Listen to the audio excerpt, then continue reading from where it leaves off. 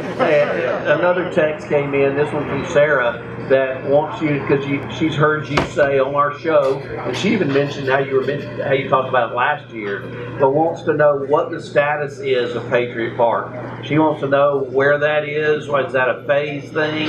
How is all that going to work out? Well, Patriot Park is obviously an important component of our overall comprehensive plan. And as we've talked about before, we base what we do in Pike Road on 4 pillars: planning, education, quality of life, and services. Patriot Park is a product of 3 of those 4.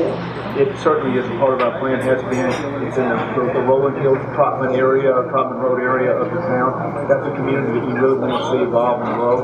It also meets the quality of life component because it delivers one of those critical areas in quality of life, and that is recreation opportunities. And then thirdly, it helps with our education because our athletic programs at our school will have the benefit of participating in that area, as well as the potential for a career tech center that we're looking at. Hopefully one of those collaborative things that we do in conjunction with the state will help put together. But the whole idea with Patriot Park is that this year we start work on our football stadium, and depending on weather and other conditions, we would love to see that where we had our Patriots playing ball there next year. So that hopefully phase 1 will come out of the ground and occur this year. We'll know a lot more about that in the next few weeks, and I just think it's part of that to make that work, though, again, goes back to partnering.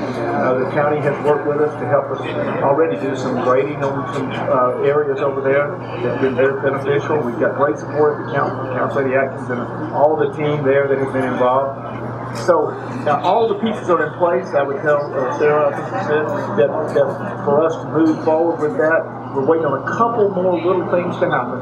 And once those things happen, we'll be ready to make some, I think, more significant announcements. But it's definitely it's occurring. Once you get past that first phase, then there's the baseball, softball component, and it also has the potential because it's right directly across from where we are at SweetCreek through one of the most beautiful and prolific wildlife ecological areas in the whole state of Alabama.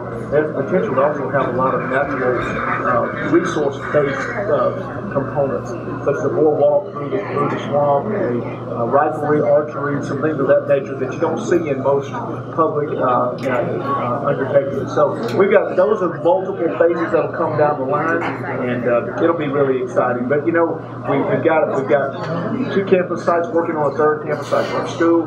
One of those is out on the Marlow Road area near the waters off of Busby. One is in the Historic Center Pike Road. The other is we're continuing to work with the county on the Georgia Washington project, and that would be in the Mount Mary area of Pike Road. So we're moving in all directions to try to put important components of those 4 pillars in all different parts of our community. Sarah is listening. She get texted a follow-up, and that was, do you have a time frame for phases 2, 3, 4 for completion? Not yet, because what we've tried to do is make sure that what we do is we try not to spend more than we can, and to make sure we can complete what we start.